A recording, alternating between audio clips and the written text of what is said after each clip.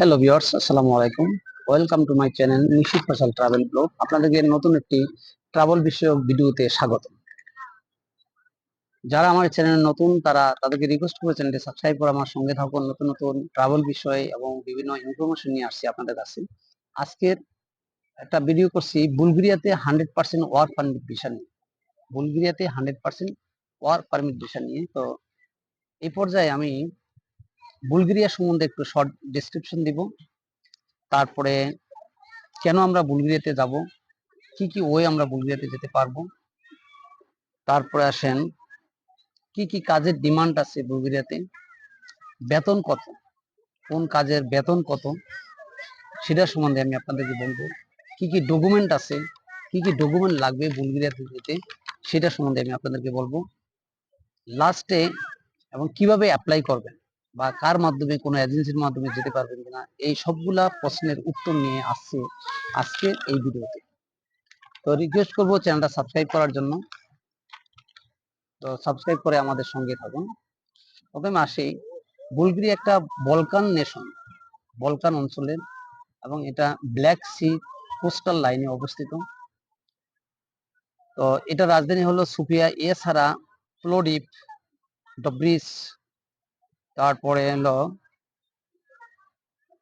আপনার রুশ আর বার্না, এই শহরগুলো হলো সবচেয়ে বড়। এই শহরগুলোতে আপনার জব পাওয়া যায় বেশি এবং কাজের চাহিদা বেশি।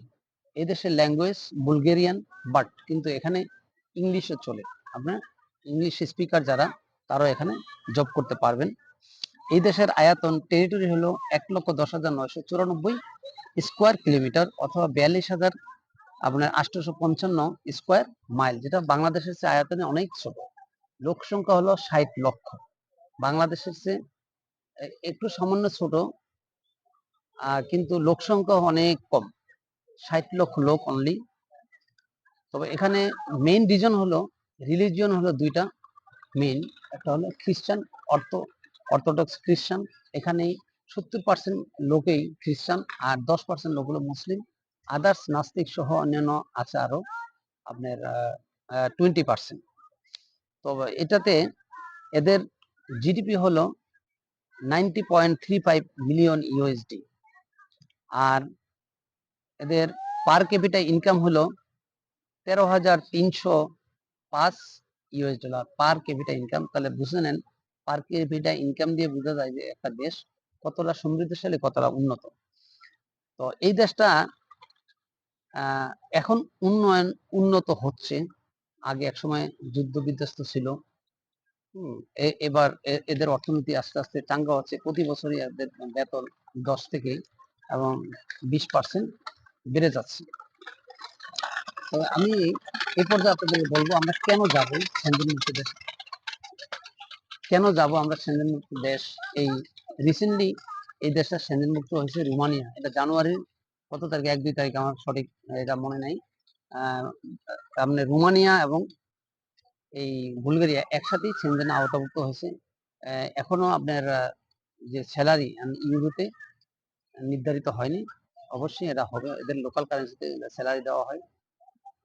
তবে এটার বুলগেরিয়া বাংলাদেশের জন্য ব্রাইট ফিউচার, কারণ এখানে জব ক্ষেত্রটা অনেক বড়, অনেক অপরচুনিটি আছে, বিভিন্ন সেক্টরে কাজ করার দক্ষ ইয়ার জন্য অনেক পসিবিলিটি আছে। আপনার একটা সময় এখানে টিএসসি পাওয়ার পরে আপনি 29টা দেশে ঘুরতে পারবেন, যেহেতু এটা সেনজেন মুক্ত দেশ হয়ে গেছে অলরেডি।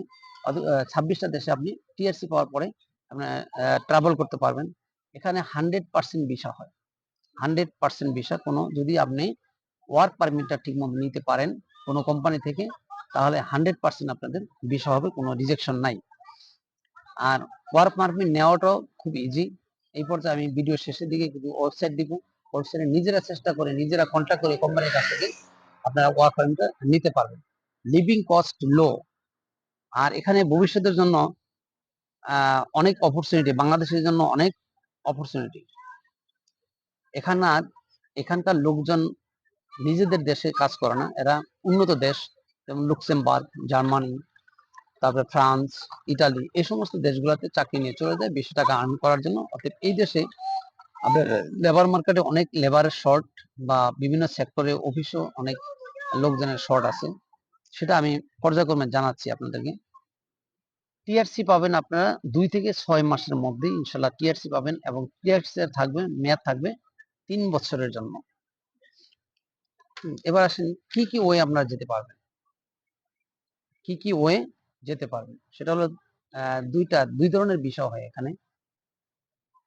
একটা হলো সি এবং ডি ক্যাটাগরি বিষয়, আর একটা হলো স্টুডেন্ট বিষয়। ডি ক্যাটাগরির বিষয়টা হলো একটু উন্নত ধরনের কাজ, যেমন ধরেন যারা আইটি সেক্টরে পড়াশোনা করেছে, তারপর ওয়েবসাইট ডেভেলপার, তারপর গ্রাফিক ডিজাইনার, তারপরে হলো ফিনান্সিয়াল অ্যানালাইস্ট, এই ধরনের যারা পদগুলোতে পড়ছেন, যেমন আপনার চার্টার অ্যাকাউন্ট যারা, তারা এই জবগুলো নিতে পারে ডি ক্যাটাগরি। সি ক্যাটাগরি হলো একটু নিম্নমানের জব, যেমন মানে কিচেনের জব থেকে শুরু করে বা ক্লিনারের জব, এগুলো সব হলো এবং সি ক্যাটাগরি জব। আর স্টুডেন্ট ভিসা তো আছেই, তবে স্টুডেন্ট ভিসা না যাওয়াই ভালো। এখানে কস্ট বেশি, আপনি যেই টাকাটা আর্ন করবেন এই টাকাটা দিয়ে স্টুডেন্ট অবস্থায় আপনি আপনার ওই দেশে টিকতে পারবেন। তবে যাদের টাকা পয়সা আছে, বাংলাদেশ থেকে নিয়ে টিউশন ফি দিতে পারবেন, তারা স্টুডেন্ট ভিসায় যান। আর ওই দেশে একটা ডিগ্রি নেওয়ার পরে আপনারা ইনশাল্লাহ ওই ইউরোপের 26টা দেশে আপনারা যে কোনো জায়গাতে জব পাবেন, এবং ওই বুলগেরিয়াতে আপনারা জব নিতে পারবেন, সরকারি জবগুলা নিতে পারবেন।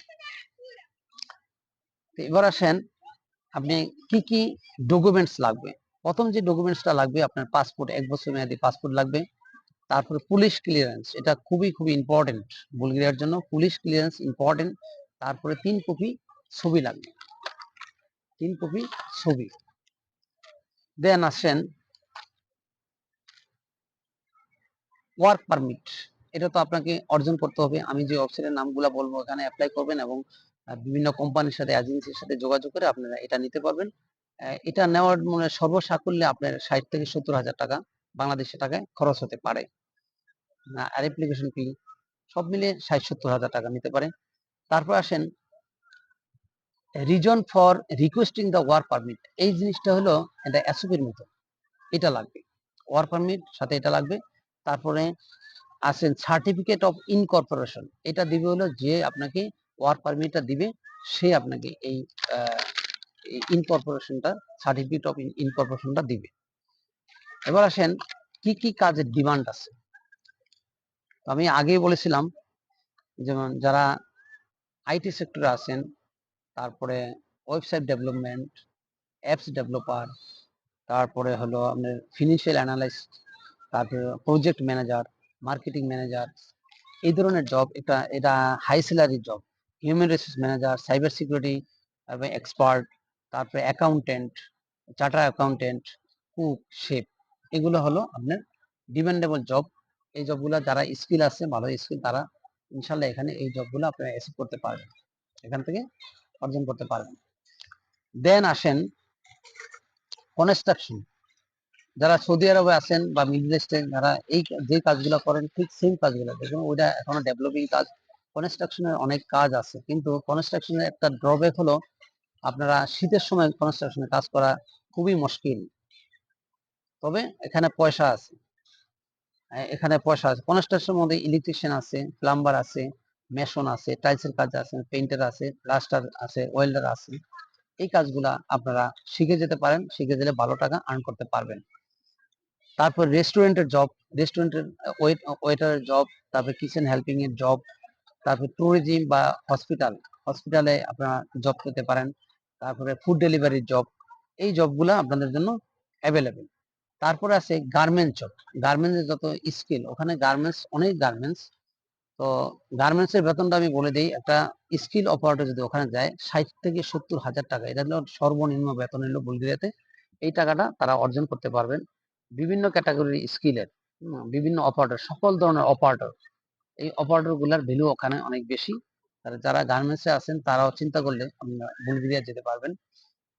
তবে আরেকটা হলো সেলফ এমপ্লয়মেন্ট, যেমন টিভি ফ্রিজ, তারপরে সাইকেল মেরামত, তারপরে গাড়ি মেরামত, গাড়ি পেন্টিং, কার ওয়াশিং, তারপরে নিজে রেস্টুরেন্টে দেওয়া, তারপরে কার ওয়াশিং, কার পেইন্টার যেটা বলছি, কার রং করা, এই কাজগুলো যারা শিখে যেতে পারেন। তারপরে সেলুনের কাজ, এটা হলো সেলুনের কাজ, তারপর নিজে ড্রাইভিং করার কাজটা শিখে যেতে পারবেন। আর কুকের কথা, শেফের কথা বলছেন, এগুলা ভালো ডিমান্ড আছে ওই দেশগুলোতে।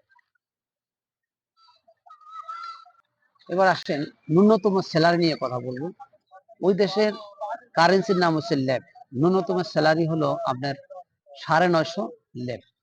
তো 950 ল্যাবে মোটামুটি 60,000 টাকা হয়। এটা হলো ওদেরকে ওই দেশের সরকারের একটা নীতি, নিয়ম বা রুলস। এই 60,000 টাকা নিচে অর্থাৎ 933 লেভেল কম কেউ তাকে স্যালারি দিতে পারবে না। এছাড়াও আপনার ক্যাটাগরি অনুযায়ী, যেমন আইটি এক্সপার্ট হলে বা ইঞ্জিনিয়ারদের যদি হয়, যে কোনো ইঞ্জিনিয়ার, ডাক্তার, নার্স যদি হয়, তাহলে আপনারা 1 থেকে 1.5 লক্ষ টাকা পার মাসে বাংলাদেশি টাকা ইনকাম করতে পারবেন। এটা হলো। আর রিসেন্টলি তো ইউরো শুরু হয়ে যাবে, তবে ইউরোপিয়ান যেহেতু দেশ হয়ে যাচ্ছে, তাহলে কমপক্ষে সামনের দিকে বেতন হবে 8 থেকে 9 ইউরো করে পার ঘন্টা, এভাবে চলে আসবে। তবে এটার জন্য অপরচুনিটির জন্য এটা সদ্য ইউরোপে অন্তর্ভুক্ত হয়েছে। এখন যারা ঢুকতে পারবে তারা অনেক গ্রেট অপরচুনিটি পাবে। একটা সময় এই দেশ থেকে আপনার টিআরসি কার্ড বা পার্মানেন্ট কার্ড, আপনি যদি পাসপোর্ট পেয়ে যান, এখান থেকে আপনি মাইগ্রেশন করতে পারবেন। তো এটা হলো অপরচুনিটি। দেন আসেন আপনি কোন কোন জব কিভাবে অ্যাপ্লাই করবেন বা কিভাবে যাবেন। যাওয়ার জন্য দুইটা ওয়ে আছে। একটা, নিজে নিজে আপনার ওয়ার্ক পারমিট ভিসা বের করতে, ওয়ার্ক পারমিটটা বের করতে হবে। তারপরে এগুলা যে ডকুমেন্ট গুলা বলছি, এই ডকুমেন্ট গুলা নিয়ে আপনার ইন্ডিয়ান এম্বাসিতে যায়, ইন্ডিয়াতে যায় এটা বুলগেরিয়ার এম্বাসি ফেস করতে হবে, তাহলে আপনাদের ভিসা হবে। তবে আমার মনে হয় একজন এক্সপার্টের শরণাপন্ন হওয়া উচিত, সহযোগিতা নেওয়া উচিত যে কোনো মানুষের। হয়তোবা আমার মধ্যে যারা আছেন নতুন, তারা বোঝেন না, সেই ক্ষেত্রে আপনারা একজন এক্সপার্টের শরণাপন্ন হবেন, তাহলে এতে বিষয়টা রিজেকশন হওয়ার সম্ভাবনা জিরো থাকে। এই জন্য ঢাকাতে অনেক স্বনামধন্য যারা ট্রাভেলস এজেন্সি আছে, আমি কারো নাম বলতে চাচ্ছি না, কারো দালালিও করি না, তাদেরকে ভালো রকম যাচাই বাছাই করে নেবেন, আপনাদের মতো করে করে আপনারা তাদের মাধ্যমে অ্যাপ্লাই করতে পারেন। তবে আমি যতটুকু শুনেছি, বুলগেরিয়া যেতে 6 থেকে 7 লাখ বা সর্বোচ্চ 8 লক্ষ টাকা লাগবে এই ভিসা যেতে পারেন। তবে আরেকটা টিপস আমি দিয়ে দেই, যাওয়ার আগে, বুলগেরিয়া যাওয়ার আগে আপনি 3টা কাজ শিখবেন। কমপক্ষে বা হেয়ার কাটিং এর কাজ, 2 নম্বর হলো ড্রাইভিং, লাইসেন্সও বাংলাদেশ থেকে নিয়ে যাবেন। 3 নম্বর হলো কুকের কাজ বা শেফের কাজ। তাহলে আপনার কোনো ব্যাক পাইতে হবে না, সাথে সাথে যে জব পারবেন দিয়ে দিব, আপনারা ওখান থেকে দেখে অ্যাপ্লাই করতে পারেন। এভাবে আপনারা একটা ওয়ার্ক পারমিট অ্যাচিভ করে আশা রাখি আপনারা নিজেরা আপনাদের কাঙ্ক্ষিত বিষয় হয়। আর বুলগেরিয়া ঢুকতে পারলে আপনি ইউরোপের 26 সাথে যাইতে পারেন। একটা সময় আপনি পাসপোর্ট পাওয়ার পরে আপনি